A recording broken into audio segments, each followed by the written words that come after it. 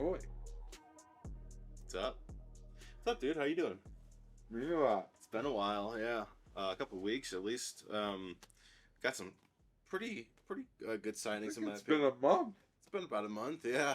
I mean, it's off season. What do you expect? I mean, everyone's talking draft. The Browns don't have a draft pick until the third round, so uh, Why do we not have a draft pick to the third round? well, that's The because the cliffhanger that we ended the last episode on. yeah, like what receiver are we gonna go out and get? And I'm actually really happy with who we got, man. Elijah Moore. Elijah Moore. Yeah, I thought a very nice trade. Yeah, we didn't give up too much. I mean, we gave up obviously our second round pick, and we swapped third round picks with the Jets. But I feel as if they were kind of selling selling people because they've kind of gotten rid of. They added some people, and they need to get rid of the receivers. The receiving core is.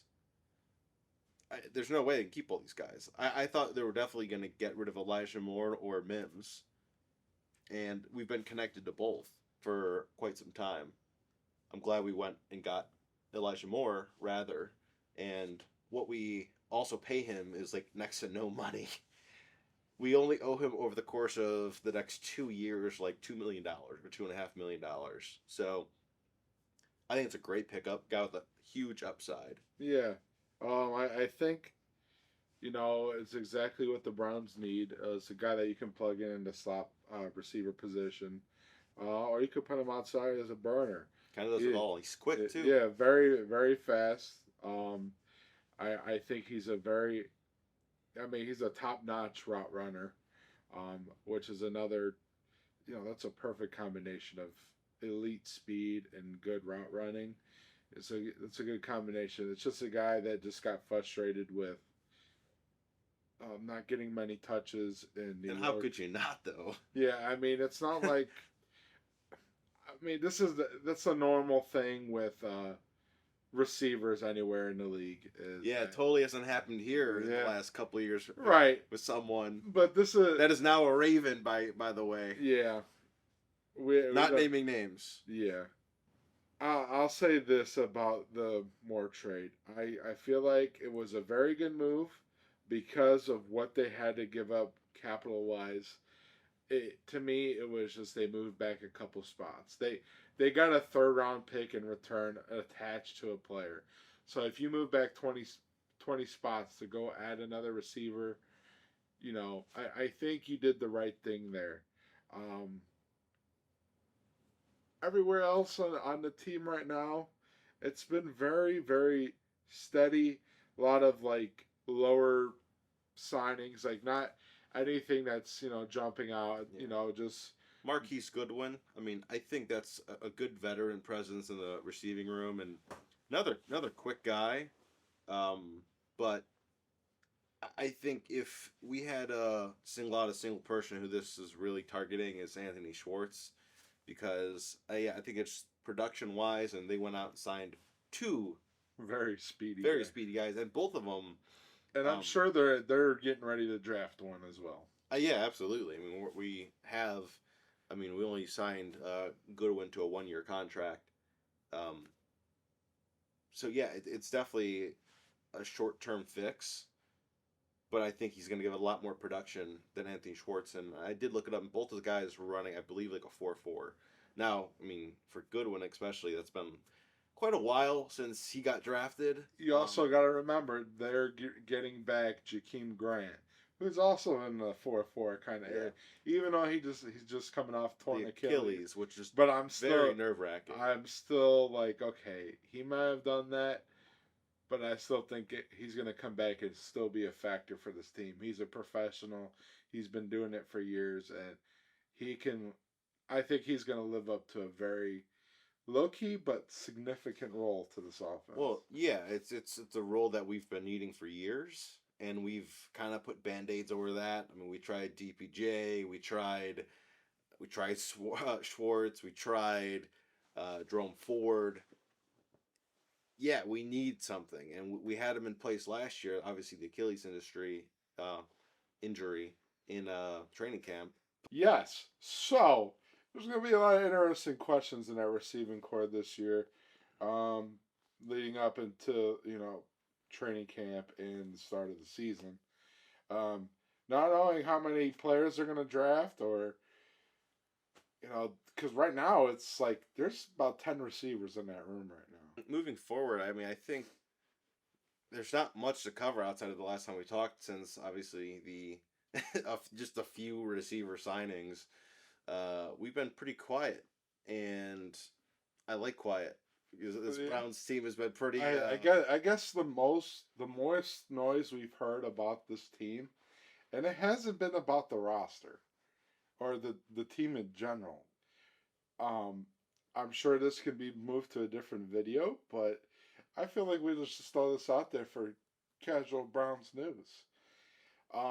It will be released within the next week or so. Oh yeah. Yeah, about the new innovations to the Browns' new stadium. No longer First Energy. It's back to the classic Cleveland Browns Stadium. I don't know for how long, but I will take it. yeah. Um, so I really feel like this is a very interesting thing that's going to happen. Because, well, one, just plain innovations, but what might make what happens to the team. This might take about up to 3 years 3 years, yeah. of innovation project, and that way the Browns probably will not be able to play in Cleveland Yeah. during that time. Yeah. So there's been rumors that they'll go play in Columbus at the Horseshoe. Because there's not like Cleveland State as a football team that we Yeah. can just casually just go Exactly. a mile down the road and play at like a 25,000 person stadium or 40,000 person stadium. I It's think not available. I think the Horseshoe would be very cool to have, and let them go down there and play for a couple years. I think another good option would be Tom Benson Stadium. They're hosting USFL games. It had the USFL championship there. You got the Hall of Fame game. They play every there year, once a year, which the Browns are in against the Jets. Yep. So that's a very, very sweet deal there. So I think that they have a couple options. What do you think about Akron? I mean, I don't love it, but it is 40 minutes away. Yeah.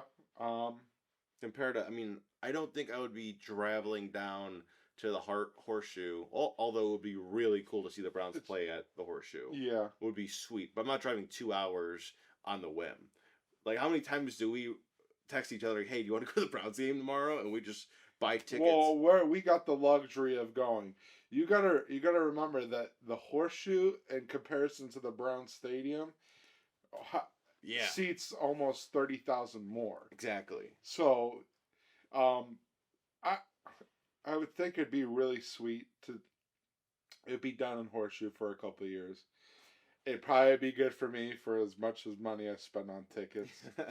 So I'm not going every single week. Yeah, but you need to drive 4 hours round trip. I would definitely think about it. Yeah. So I'm very curious what's gonna happen there. It looks like it's a lone project for the Haslams. Do you think? Because some people are saying knock down and completely rebuild. I know they're going to announce it pretty soon, but I think if they do it and they don't walk away with a dome, I'm going to be very upset. I know you're on the opposite side, but I want a dome so bad. And I think I would definitely go to more games. I think they would have more attendance. Yeah.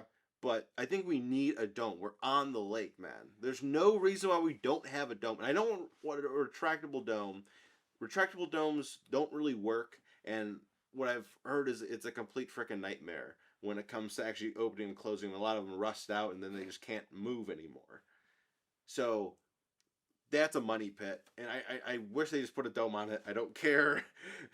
Cold weather thing annoys me. I don't care. I just want to... Yeah. I think with these innovations, or if they're going to rebuild, not that I'm in favor of it, but at this point, you might as well put a dome. They need a dome. You might as well put a dome on it. If they stick to the regular plans to redo the lakefront, where you have a land bridge, there's bars down there, and you put a dome on this is going to be a good thing for the city. Yes. And that's the way I'm looking at it. is like you can have the Super Concerts, Bowl, you can have concerts, concerts. WrestleMania. If wrestle, God damn it, WrestleMania. yeah, I mean the amount of stuff that you can do in that stadium just because it has a dome over it. I mean, it changes the city. Yeah. You need a dome. Jamie Haslam, get a freaking dome, dude. Like that's top priority. Get a dome. Because I was sitting in the, we were sitting at the Ravens game, and I was so cold I couldn't feel any of my fingers or my toes. Well, that's because you're underdressed, my friend. I had 4 layers and a starter jacket. Well, you know what? Be a man. Go to the Saints game on Christmas Eve. Be a man. Yeah, negative 20 degrees. Be a man. Oh, dude, I could not do it. I know tickets were so damn cheap, but one, what a horrible game. But Look with me. you were there. Yeah. Whatever. That was The frozen tundra. get a goddamn dome. It hurt for it to just exist. For an entire day.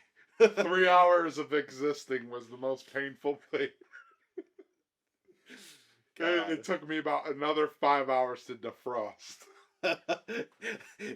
I'm just picturing Austin Powers, just you laying in the, yeah. All right, well, on to the draft. We're moving on from this. On to the draft. Obviously, this is a tough year strictly based on we don't have a draft pick until number 74? Yes. Number 74. What are you feeling? Is there any guys that kind of stand out to you that you think will be around at that time, at that 74th pick?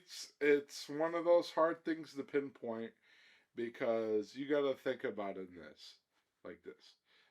All these other teams, including the Browns, put players on a certain draft board and they have all certain grades. So like Todd McShay might say, well, so and so is going to go in the first round. Well, the teams might think otherwise. So I mean, I'm giving you the obvious stuff to throw at you, but for the Browns, I feel like it's a very, very odd year, but they've put themselves in a position where they're not attached to drafting certain positions. Do they have needs? Of course they have needs. I think number one, I think you got to go with the defensive tackle, but I think if I'm sitting in their position, um, if I'm trying to put my mind into Andrew Berry's mind, I'm trying to um, make this team better. Um, go get another playmaker for this team, offense or defense. Um, I could see them drafting another defensive end that's more of a pass rusher. Mm-hmm. I really like Zach Harrison out of Ohio State, and that's not because I'm a homer. He's got good size. He's very speedy off the edge. I think he'd be a great complement to Myles Garrett. I think the more and more depth you have on that defensive line, the better.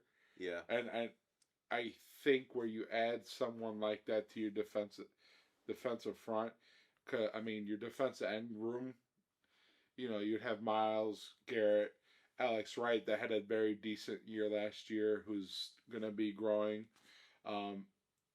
You bring in Obo from Houston. Yeah. He's another potential great player that's going to come into his own.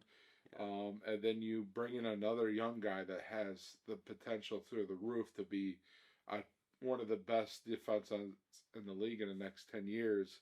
I think you got to pull the trigger on that. Another place where I think they're going to look at is safety. Just because of the league itself it's a passing league, so yeah, you need playmakers out there. Yeah, especially obviously John Johnson's no longer with the team, but also, I mean, early on in the year we cut Richard LeCount, so he's not there, and depending on if we bring D'Anthony Bell back, which I think he makes the team this year. I think he does as well. But I think we do need someone to develop and get. And I also, I mean, I have no names here specifically, but I do think that we do get another running back at some point. I think we're going to get another running back. safety is a big one, and I think defensive tackle. I think you can't have enough of those. On top of obviously major concerns right now with Perion Winfrey, kind of been in the news. He was an issue last year. He was benched a few times for uh, reasons we don't fully know. It seems like he's kind of treading water right now, and you never know. He's a wild card. So I think we added a lot in that defensive tackle room, but I think we're gonna get a few more people. But like you just said, there's guys in the current defensive tackle room that I don't even think they're gonna make it to Exactly. regular season. Like I agree. Winfrey, with all the what's going on right now with him being in the news, the team sounds like they're kind of ready to cut ties with him. Because what if you go into this year and he just has a bad week and he's not doing anything, doesn't show up to whatever, and then you don't have any defensive tackles. I think they're close to the last straw if they're not already at it. Yeah. You got to think about the other two in that room, Tommy Togiai and Jordan Elliott. I mean, there's no good. I think Jordan Elliott's the best upside, but you got to think he was thrown into a role to be. They're expecting him to be a number 1, number 2 defensive tackle, and I think he's more of a rotational player. That's where I think he finds a spot on the team. Togiai can't even get on the field. For as thin as that defensive tackle room was last year, he did not make it on the field, and he didn't do nothing for us. Yeah, he needs to. I think he's definitely gone. So, that being said, I think there's a couple guys that you can take a look at in this draft. It's a very defensive tackle heavy draft. My personal favorite's Gervin Dexter from Florida. He's got like that Malik McDowell build. Very speedy rusher. But hopefully without the Malik McDowell mind. Yes. He needs to be Malik McDowell. Yeah, no walking around Florida with no clothes, please. Yes. Draft John. He's just a guy that's just a good playmaker, and I think you pair him up with Dalvin Tomlinson, it's gonna make an interesting mix on that front four.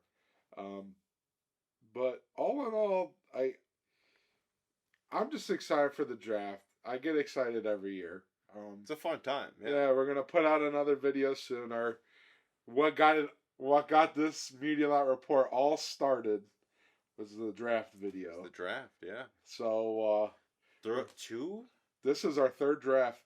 Third draft. Season 3. Season 3, my friend. Wow. Okay. That's wild. We've been doing this for 3 years. Yeah. Jeez. Crazy. Holy crap. Yeah. Wow. All right. Well. Yeah. Well, so, I mean, draft-wise, yeah. I mean, I don't have any specific names, to be honest with you, right now. I think I can't get my hopes up because... I don't want to throw my whole book at you right now. I want to... Well, I mean, the guessing game's hard because some people go, and I don't want to get attached to people, like, oh, I really wanted him, like George Pickens. Like, I super attached to George Pickens last year, and then we traded back, and the Steelers got him. So there's a few names that I'm just not really... but just think about this. That George Pickens move, like, okay, this was one of the guys that I think both of us got attached to. I wanted John Mechie out of Alabama. Yeah. But, they traded back, and they got a corner that no one saw coming. Which might be the same thing that happens this year. I would not be surprised if they went and got another corner. I would not be surprised at all with the first pick. I wouldn't doubt it. Hell, I wouldn't be surprised if they got a running back. That's been in the cards in the mock drafts. If you've been reading them and looking at them, running back at 74 is definitely in play. It's a deep running back class. Because you have to put this in the perspective. This is a new offense. You need a new style of running back, and we don't have them at the moment. There's so many layers to this because it's not just we need a running back that can go out and catch passes. We need a a flashier It's cut. very similar to what Philly has. Yes. But you also got to think about this. The most unfortunate thing to think about as a Browns fan right now is the likelihood of not having Nick Chubb within the next couple of years. Whether it be we are not able to pay him anymore or they trade him, it's very likely that he's going to be the next one out. And I absolutely hate that. It pains me so much, but it's the reality of the NFL. You know who he reminds me a lot of? I don't want to get off subject here, but Jamal Lewis. A ton of Jamal Lewis. Yes, yes. Same style, same type of like build, absolute dog, pretty much his entire career. But then he went from Ravens to Browns and then finished up. But oh man, Jamal Lewis was great. Yes, and it's going to be a tough thing to do, but it's something that I think is eventually going to happen. Mm-hmm. Yeah, because we're not moving off of Watson. I don't think we're going to do that. Yeah, it's definitely going to get extended. The offense past 5 years, so they're definitely looking long term with Watson. So if I think the adaptability of Chubb needs to happen. It's just the style of our offense is going to change unless he adapts and has a big year. I have a hard time believing that. I mean, I'm sure he's going to have a big year, but adapting to the system is going to be the key part. I think he's adapted quite a bit, and I mean, think he's been through how many different offensive systems already, like 4 or just 5. with the Browns, and he's never had a bad year.